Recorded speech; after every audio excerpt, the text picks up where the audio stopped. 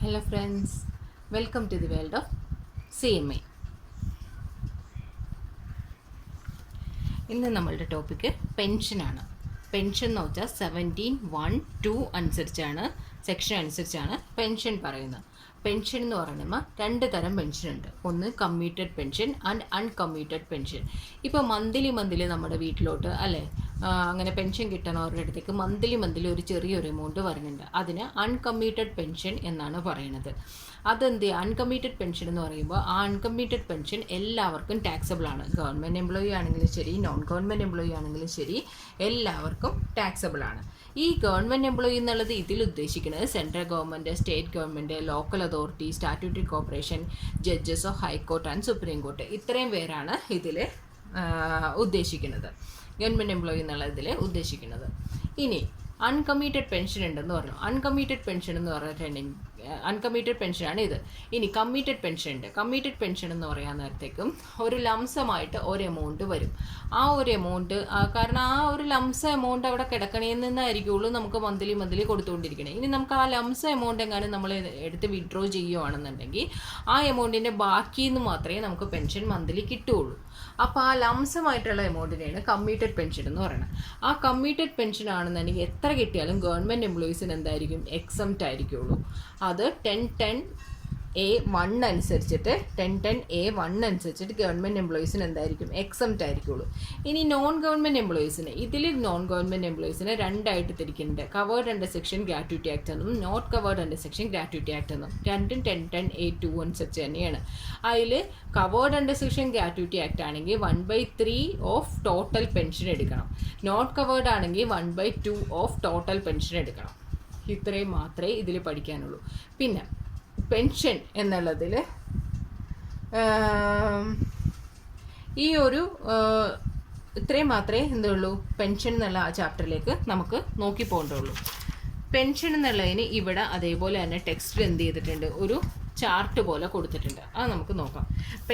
പെൻഷൻ്റെ section എന്താണ്, 17(1)(2) ആണ് പെൻഷൻ്റെ section.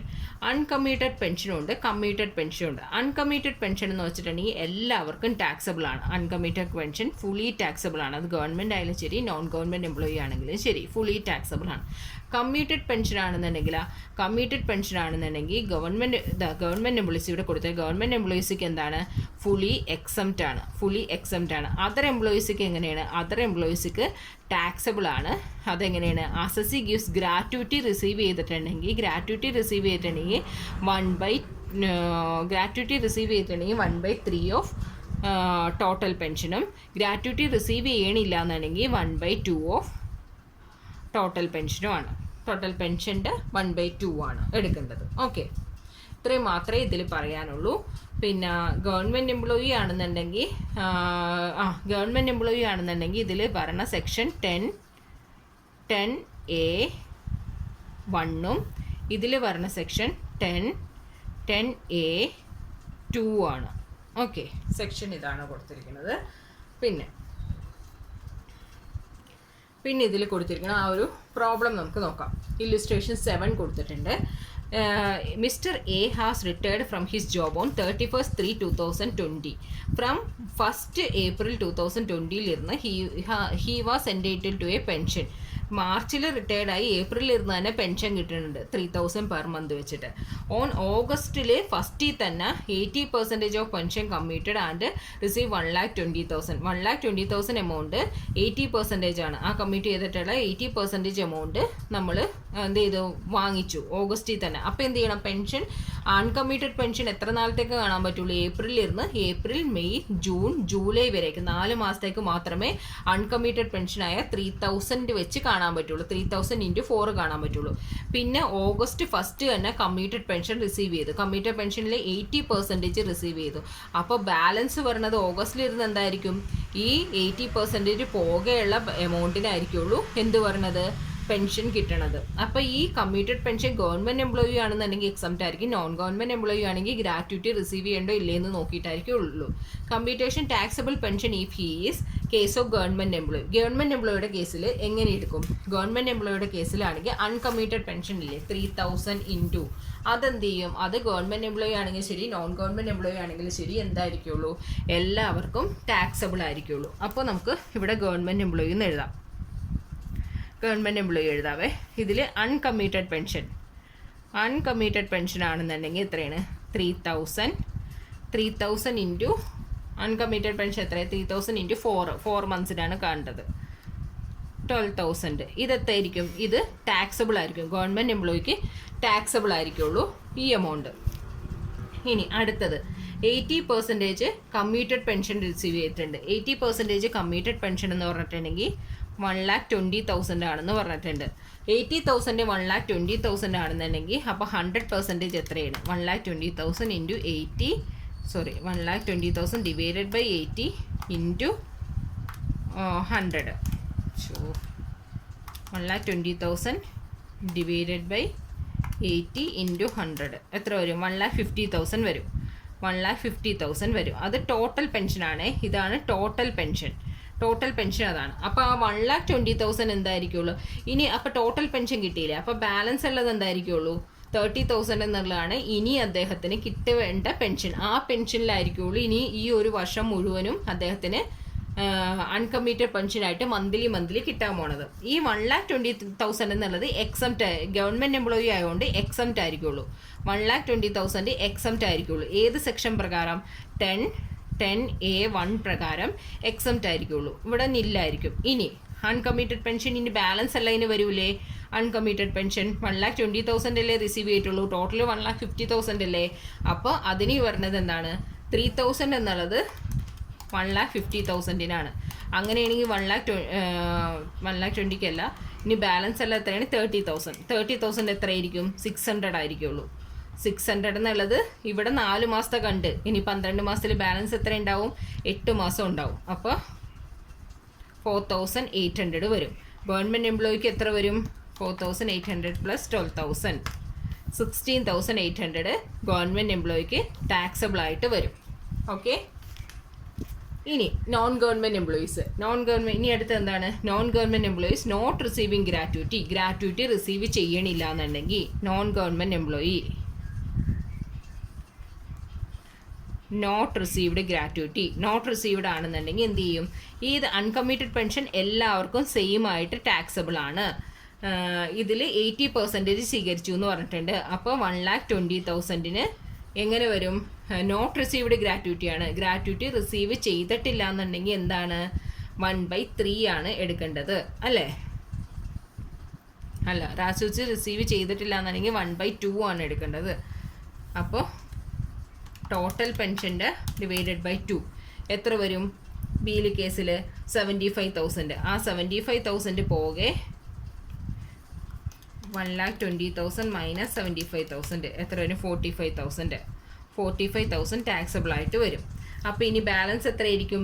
ഈ ബാലൻസ് ഇരിക്കുന്നത് കമ്മ്യൂട്ടഡ് പെൻഷൻ എത്ര ആയിരിക്കുള്ളൂ? 4,800. ആ 4,800 എന്തായാലും എന്തായിരിക്കും? എല്ലാവർക്കും ടാക്സബിൾ ആയിരിക്കും. അപ്പോൾ നോട്ട് കവേർഡിൽ എത്ര വരും? 12,000 45,000 4,800 61,800 എന്തായിരിക്കും? ടാക്സബിൾ ആയിട്ട് വരും.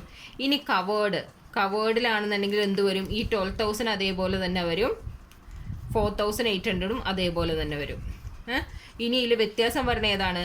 1,20,000. 1,20,000 ഇതിൽ എത്ര എടുത്ത്? 1/3 എടുത്ത് അല്ലേ? 1.5 എടുത്ത്. അപ്പോൾ ഇതിൽ എത്ര എടുക്കേണ്ടത്? ഇതിൽ 1/3 ആണ് എടുക്കേണ്ടത്. കവർ ചെയ്തിട്ടുണ്ടെങ്കിൽ 1/3 ആണ്.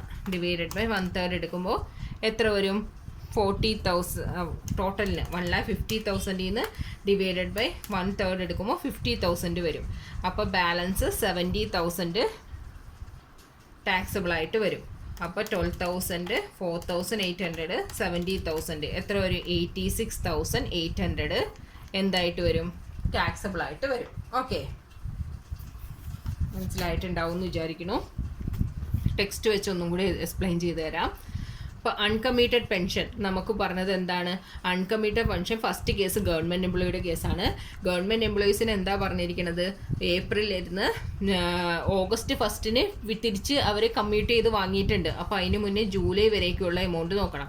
അപ്പോൾ 3000 വാങ്ങിയിട്ടുണ്ടെന്ന് പറഞ്ഞു. ഏപ്രിൽ, മെയ്, ജൂൺ, ജൂലൈ 4 മാസത്തേക്ക് 3000 വാങ്ങിയിട്ടുണ്ട്.